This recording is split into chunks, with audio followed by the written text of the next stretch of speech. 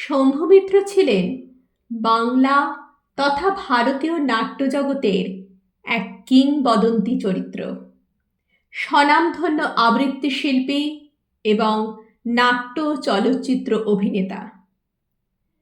পরাধীন ভারতবর্ষে 1915 সালের 22শে আগস্ট কলকাতার ভবানীপুর অঞ্চলে মাতামহ ডাক্তার আদিনাথ বসুর গৃহে ভূমিষ্ঠ হন থিয়েটার জগতের পথিকৃৎ শম্ভু মিত্র।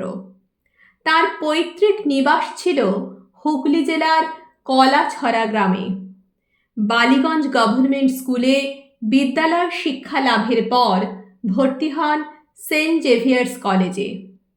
বাংলা নাট্যজগতের ঐতিহ্যের প্রবাহের সঙ্গে আধুনিকতার মেলবন্ধন ঘটিয়ে নাট্যমঞ্চকে করে তুলেছিলেন ঐশ্বর্যবান। 1939 সালে বাণিজ্যিক নাট্যমঞ্চে যোগ দেন। পরে ভারতীয় গণনাট্য সংঘের সদস্য হন। 1948 সালে গড়ে তোলেন নাট্য সংস্থা বহুরূপী।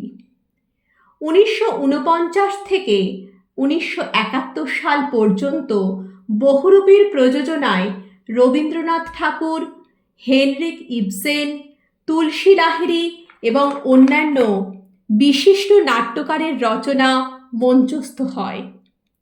1945 সালের 10ই ডিসেম্বর গণনাট্য সংস্থায় কাজ করার সময়ই প্রখ্যাত মঞ্চাভিনেত্রী তৃপ্তি মিত্রের সাথে পরিণয় সূত্রে আবদ্ধ হন শম্ভু মিত্র।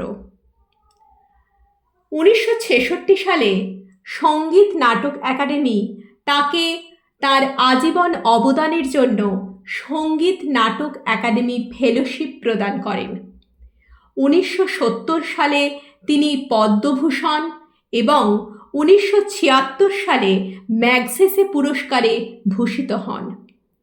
1983 সালে বিশ্বভারতী তাঁকে দেশিকোত্তম উপাধিতে সম্মানিত করেন। শম্ভু মিত্র এবং তৃপ্তি মিত্রের কন্যা শাওলি মিত্র ছিলেন স্বনামধন্য মঞ্চাভিনেত্রী। 1997 সালের 19শে মে পৃথিবীর মায়া ত্যাগ করে অমৃতলোকে যাত্রা করেন ভারতীয় চলচ্চিত্র এবং নাট্যজগতের মহান ব্যক্তিত্ব। আজ জন্মদিনে তাঁকে আভূমি প্রণাম।